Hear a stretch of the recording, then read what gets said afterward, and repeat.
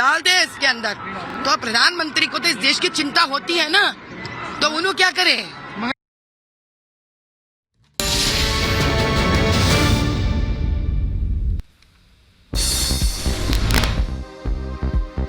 AIMIM नेता अकबरुद्दीन ओवैसी ने एक बार फिर प्रधानमंत्री नरेंद्र मोदी को निशाना बनाया। कहा, पीएम मुसलमानों को घुसपैठिया कहते हैं। क्या मौलाना अब्दुल कलाम आजाद, असद मगनी घुसपैठिए? क्या सारे मुसलमान घुसपैठी है? अगर घुसपैठी है तो मैं पूछना चाहता हूं, मौलाना अबुल कलाम आजाद भी क्या घुसपैठी थे? असद मदनी क्या घुसपैठी थे? और फिर ये लोग हिंदुस्तान के रुकने पार्लियामेंट कैसे बने? तेलंगाना के सैदाबाद में एक महिला सब इंस्पेक्टर का बीजेपी उम्मीदवार माधवी लता से गले मिलने का वीडियो सामने आया। डीसीपी ने सब इंस्पेक्टर को सस्पेंशन लेटर सौंप दिया है। आईटीओ पर आम आदमी पार्टी के कार्यकर्ताओं ने प्रदर्शन किया है। डॉक्टर विंग का भी प्रदर्शन देखने को मिला। प्रदर्शन में आम आदमी पार्टी के डॉक्टर्स विंग के अध्यक्ष समेत कई कार्यकर्ता मौजूद रहे। संदेश खाली के शैतान शाहजहां शेख की हुई अदालत में पेशी। भारी सुरक्षा व्यवस्था के बीच शाहजहां शेख को लाया गया बशीर हाट कोर्ट। बीजेपी नेता अमित मालवीय का सीएम ममता बनर्जी पर हमला। कहा, ममता सरकार का poster boy rapist Shahjahan Sheikh, जिसकी हेकड़ी निकल गई। अमित मालवीय का कांग्रेस पर हमला। ट्वीट कर लिखा, देश को बर्बाद करना चाहती है कांग्रेस। सैम पित्रोदा 50% टैक्स बढ़ाने की बात कर रहे हैं। कांग्रेस नेता सैम पित्रोदा भी आर्थिक सर्वे का समर्थन कर रहे हैं। कहा, लोकतंत्र में सबकी जरूरतें निश्चित करेंगे। लोगों को छोड़नी चाहिए अपनी आधी संपत्ति। दिल्ली के अकबर रोड पर हिंद सेना ने लगाए कांग्रेस विरोधी बैनर पोस्टर। कांग्रेस के अल्पसंख्यक वाले बयान पर छिड़ा घमासान। हिंदू सेना ने बयान पर जताया विरोध। अमेठी में दो गुटों में बटी कांग्रेस। चुनाव से पहले पोस्टर वॉर शुरू। कांग्रेस कार्यालय के आसपास खंभों पर रॉबर्ट वाड्रा के लिए पोस्टर लगाए। उत्तर प्रदेश के कन्नौज से लोकसभा चुनाव लड़ सकते हैं समाजवादी पार्टी अध्यक्ष अखिलेश यादव। सूत्रों के हवाले से खबर। उत्तर प्रदेश के अमरोहा में कांग्रेस और आम आदमी पार्टी के नेताओं की भिड़ंत। मंच से उतरने को लेकर आपस में भिड़ गए दोनों दलों के नेता। आंध्र प्रदेश के नेल्लौर में भीषण सड़क हादसा। घटना में 3 की मौत, कई लोग घायल। सभी का इलाज किया जा रहा है। तिहाड़ जेल में बंद सीएम केजरीवाल से मिलने जाएंगे आप नेता सौरभ भारद्वाज। आज दोपहर तिहाड़ में मुलाकात होगी। विदेश मंत्री एस जयशंकर का दावा, मुंबई आतंकी हमले के बाद यूपीए सरकार ने आतंकियों के खिलाफ नहीं की थी सैन्य कार्रवाई। Chief of army staff general Manoj Pande ने एआईएमए के 9वें राष्ट्रीय नेतृत्व सम्मेलन में भाग लिया है। इस खास मौके पर सेना के कई शीर्ष अधिकारी मौजूद रहे। कर्नाटक में नेहा हिरेमठ हत्या केस में बीजेपी नेता शहजाद पूनावाला का कर्नाटक सरकार पर बड़ा हमला। का इंसाफ की राह पर रोड़ा अटका रही है कांग्रेस की सरकार।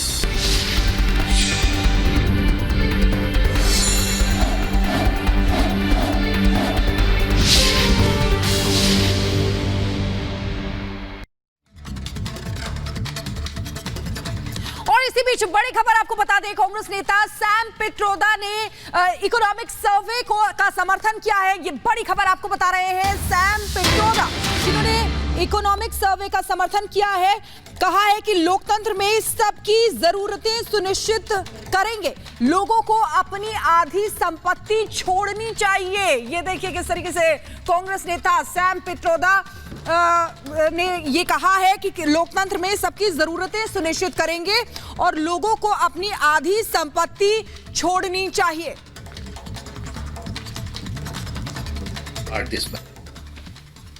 So we need a good, like Rahul Gandhi says, X-ray.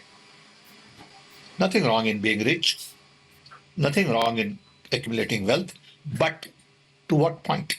Let me tell you, in America, there is an inheritance tax. So if, let's say, one has $100 million worth of wealth, and when he dies, he can only transfer probably 45% to his children. 55% is grabbed by government. और अब आपको एक और बड़ी खबर बताते हैं, जहां नवनीत राणा का कांग्रेस पर हमला सामने आया है। आर्थिक सर्वे वाले बयान पर उन्होंने हमला बोला है और कहा है कि संविधान खत्म करना चाहती है कांग्रेस, हुकुमशाही करना चाहती है कांग्रेस, देश में नई प्रथा लाने की कोशिश की जा रही है। तो ये बड़ी जानकारी आपको बता रहे हैं, जहां नवनीत राणा का कांग्रेस पर हमला देखने को मिला है और उन्होंने सैम पित्रोदा का जो बयान आया उसके बाद अपना रिएक्शन दिया है और कहा है कि कांग्रेस कहीं ना कहीं देश को खत्म करना चाहती है। आर्थिक सर्वे वाले बयान पर भी उन्होंने हमला बोला है और संविधान खत्म करना चाहती है, ये बड़ी बात उन्होंने अपने बयान में कही है। जिस तरीके से राहुल गांधी जी बोल रहे हैं कि महिलाओं का सोने का भी माप तोल होगा, किसके पास कितना सोना है और आम लोगों के पास किसके पास कितनी प्रॉपर्टी है और उसका भी हिसाब किया जाएगा। अगर हद से ज़्यादा होगा तो वो बाकी लोगों में बांट दिया जाएगा। इस देश में नई प्रथा आ रही है, संविधान को ख़त्म करने की कोशिश ये हमारे कांग्रेस के लोग कर रहे हैं, क्योंकि मेहनत की कमाई आम लोगों की, अगर उनकी मेहनत की जिंदगी भर की कमाई अगर दूसरों में बांट दी जाएगी तो मुझे लगता है कि आम लोग जो खून पसीने से अपनी संपत्ति और अपना सोना, अपना घर, अपना बार बनाते हैं, मुझे लगता है ये सब चीज़ों में कांग्रेस जिस तरीके से पेश कर रही है कि हुकुमशाही आने वाले समय में वो कांग्रेस और राहुल गांधी जी करें। कांग्रेस इस चुनाव में बार बार आर्थिक सर्वे का मुद्दा उठा रही है। इस मुद्दे पर पीएम मोदी कांग्रेस पर निशाना भी साध रहे हैं। आखिर आर्थिक सर्वे के पीछे कांग्रेस की कौन सी सोच काम कर रही है, दिखाते हैं आपको इस रिपोर्ट के जरिए।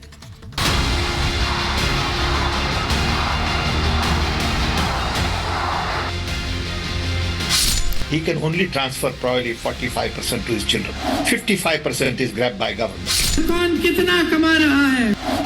हम फाइनेंशियल और इंस्टीट्यूशनल सर्वे करेंगे। उसका मंगल सूत्र तुम उसे छीनने की बात कर रहे हो अपने मैनिफेस्टो में। लोकसभा का रण सियासी मुद्दों से हटकर मंगलसूत्र पर आ गया है। कांग्रेस ने आर्थिक सर्वे का राग अलापा तो पीएम मोदी ने जनता को कांग्रेस के हिडन एजेंडे से रूबरू कराया। कांग्रेस की सरकार बनेगी तो हर एक की प्रॉपर्टी का सर्वे किया जाएगा। हमारी बहनों के पास सोना कितना है उसकी जांच की जाएगी। उसका मंगलसूत्र वो एक सोने का कीमत का मुद्दा नहीं है, उसके जीवन के सपनों से जुड़ा हुआ है। तुम उसे छीनने की बात कर रहे हो अपने मैनिफेस्टो में। लोकसभा चुनाव के बीच प्रधानमंत्री नरेंद्र मोदी का ये बयान यूं ही नहीं है। पीएम बार बार हर मंच से इस बात पर जोर दे रहे हैं कि कांग्रेस सत्ता में आई तो आपकी संपत्ति छीन ली जाएगी। कांग्रेस की नजर स्त्री धन पर है। पीएम मोदी कोई भी बयान यूं ही नहीं देते। पीएम के आरोपों को समझना है तो पहले कांग्रेस की सोच को समझिए। हमने वायदा किया है कि जैसे ही हमारी सरकार आएगी देश का एक्सरे कर देंगे, दूध का दूध, पानी का पानी हो जाएगा। हम फाइनेंशियल और इंस्टीट्यूशनल सर्वे करेंगे।